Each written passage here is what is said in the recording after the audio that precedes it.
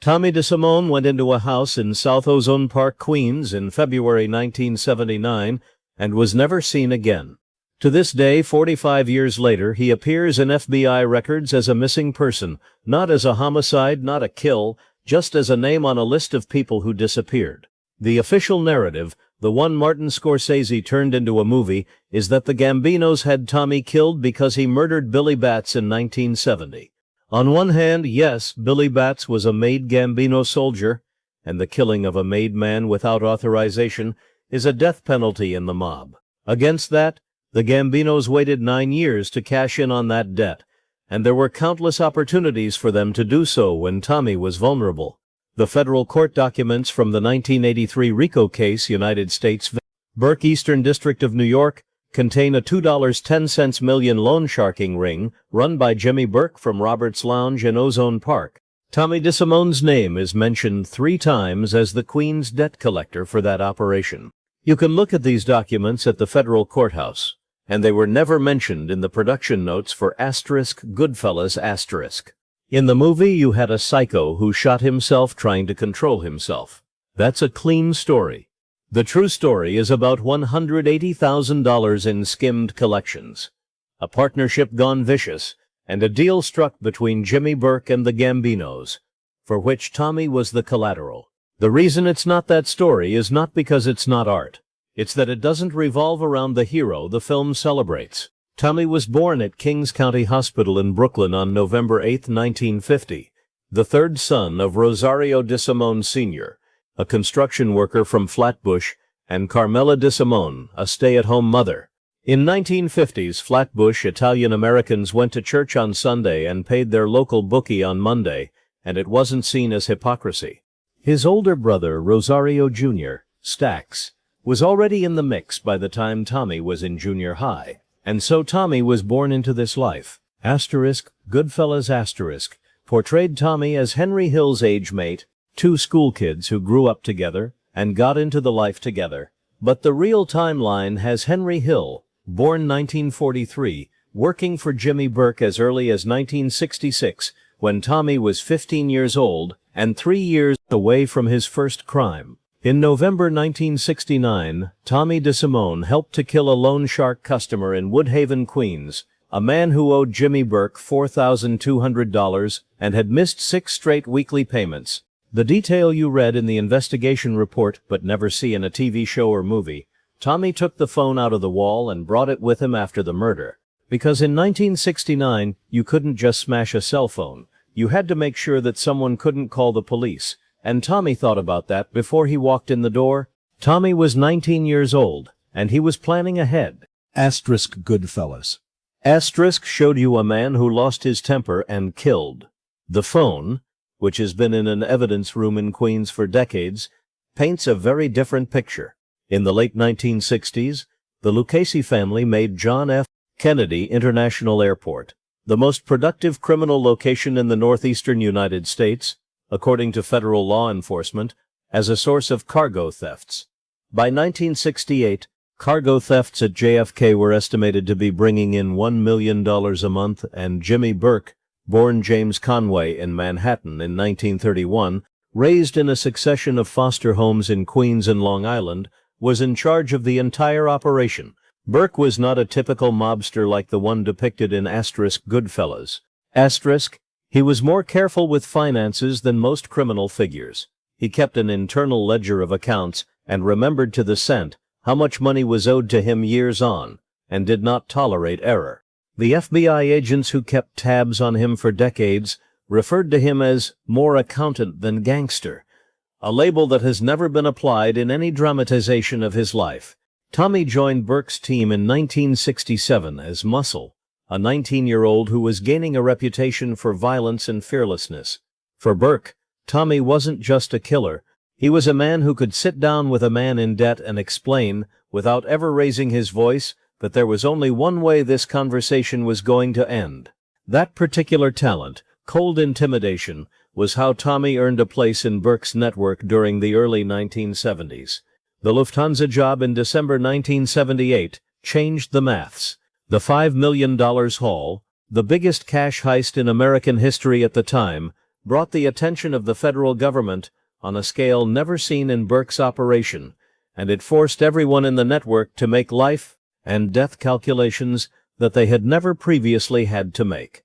In 1977, as detailed in the 1983 RICO indictment, Jimmy Burke's loan sharking operation had some 200 borrowers in Queens and Brooklyn. The loan sharking operation charged 5% per week, 260% per year, and brought in $80,000 to $120,000 in interest payments per month, before paying off the principal. Tommy DeSimone headed up collection in Queens and took 15% of his collections as his commission. What the commission system also did, Tommy knew exactly who had borrowed from Burke, when they were supposed to pay, and the totals on the books, and he used this knowledge he didn't earn as a weapon. Sometime in late 1978, according to an FBI informant referred to in court documents as CS7, Tommy began to collect money from some borrowers under the table and report collecting less. The difference between what Tommy had given in and what he reported over a supposed 8 months was about $180,000.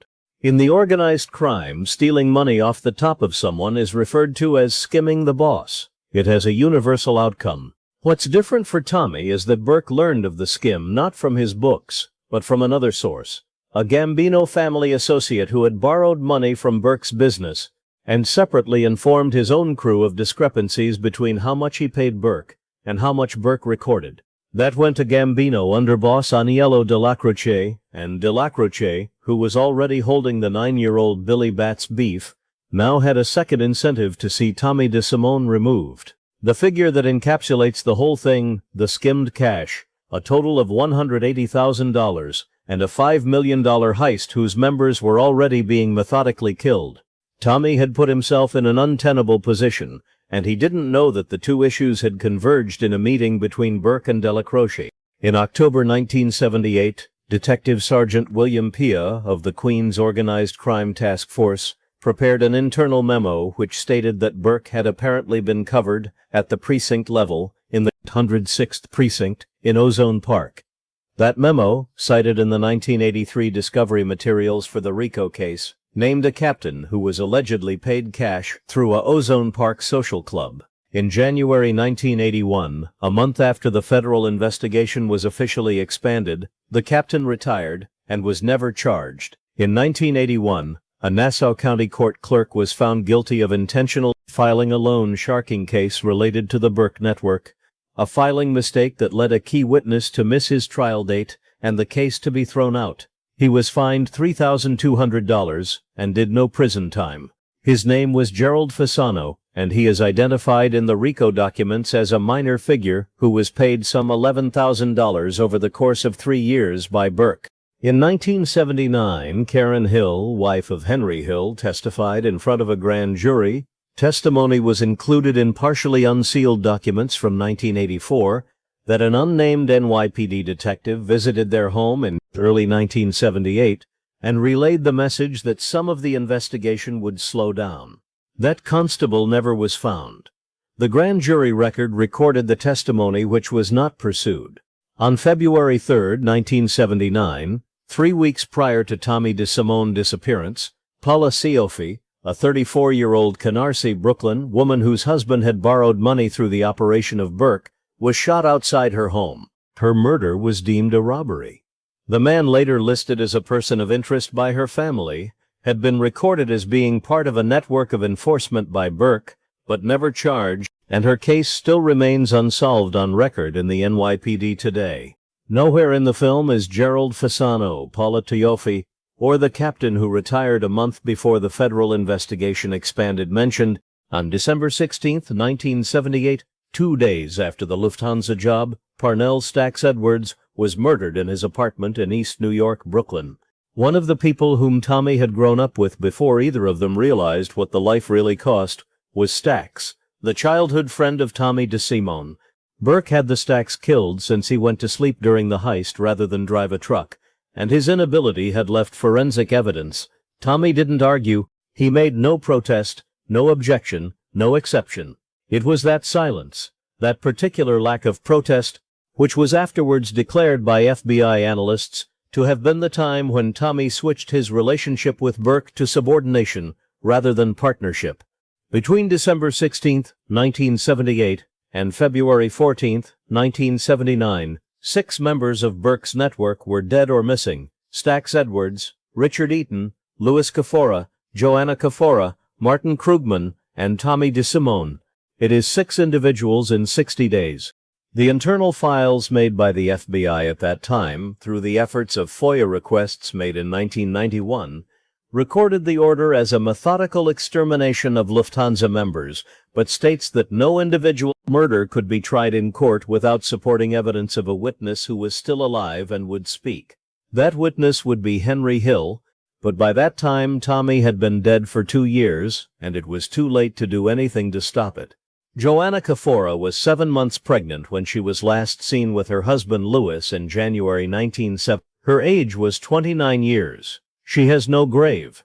Her relatives reported her missing to the police, who took the papers and did not investigate, because the NYPD had the theory that if you were associated with Burke's, your disappearance was an internecine matter that would be settled by the powers of organized crime.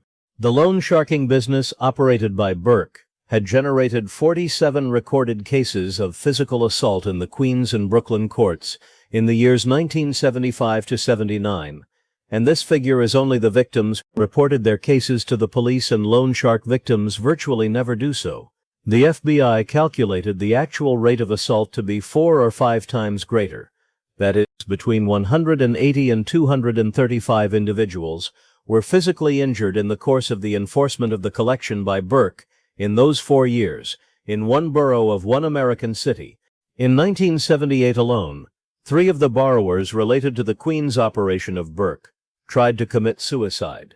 One of them, a Corona grocer named in the 1983 RICO discovery materials only as DF, survived and later testified in a New Jersey court that he borrowed $22,000, paid back $61,000 over 3 years, and still owed $18,000. Because the interest kept compounding.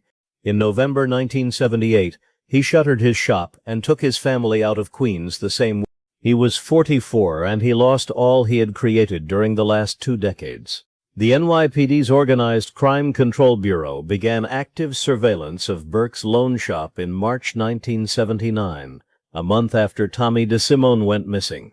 The timing is not a coincidence. Henry Hill had begun to play the game with federal law enforcement, and the surveillance was partly based on his information. The 1979 investigation of the people who needed protection in 1977 and 1978 was after the worst was already done. In late January 1979, Tommy DeSimone was informed he was to be made a member of the Lucchese family, made in gangster terms, which means made official, protected and raised above the level of associate. It was a message from Tommy's friends. The appointment was to be in a South Ozone Park house. Tommy went. The setup, as recreated by federal investigators based on the testimony of Henry Hill, a Gambino underboss, the man to whom Burke had negotiated the Billy Bats grievance, was as follows. Tommy was to be delivered to Aniello Dellacroce, Gambino underboss, the man to whom Burke had negotiated the Billy Bats grievance. The reason why Burke did this was the skimmed money amounted to $180,000, and the bigger issue of an enforcer who had started working on his own. The motive of Dellacroce was the 9 years of unresolved protocol, a made man that was killed without authorization. The mechanism that Tommy was to be used to get him to the room was the made man promise. The made man offer in Goodfellas is the trap of the Gambino family, which is driven by nothing but by the Billy Bats vendetta. What the film fails to reveal is that it was Burke who engineered that trap. That the man Tommy had placed his trust in was the one who informed the Gambinos of where he would be, and saw to it that Tommy would actually turn up. Tommy did because the thing the offer was precisely what he had been striving all 12 years to get, and he had trust in the man who made it possible. February 1979, South Ozone Park, Queens.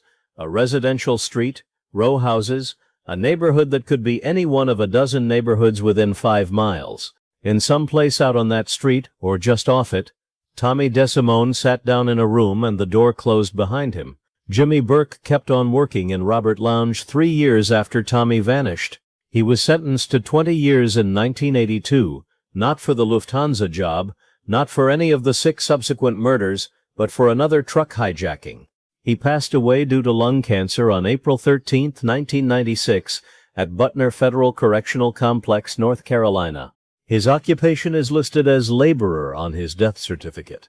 Aniello Dellacroce succumbed to cancer in December 1985, in a bed in a Staten Island hospital 2 weeks before Paul Castellano was shot outside Spark Steakhouse by John Gotti.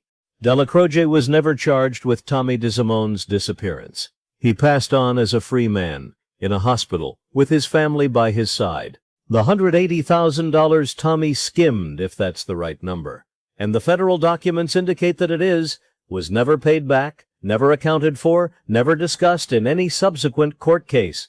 It is merely a line in a RICO discovery document, which hardly anyone has read. Butner Federal Correctional Complex, where Burke died, has cells that are 6 by 9 feet. 14 years of his life Burke spent there. The man who had planned the biggest cash heist in the history of the U.S., who had operated a loan sharking business that ruined the lives of dozens of ordinary people, who had lured Tommy DeSimone into a room from which he would never return, that man died in a small room, waiting for his medication schedule, alone. The body of Tommy has never been found. The house at South Ozone Park, if police ever officially identified which house it was, is not on record. There is someone who lives there. They have no idea. The street is like any other street. The houses are like any other house. And the only evidence of what occurred on that block in February 1979 is a case file in a federal archive in Brooklyn, cross-referenced to a RICO prosecution that no one has ever heard of, in a file that no one, especially a filmmaker or a journalist, has ever bothered to open and ask why the movie got it wrong.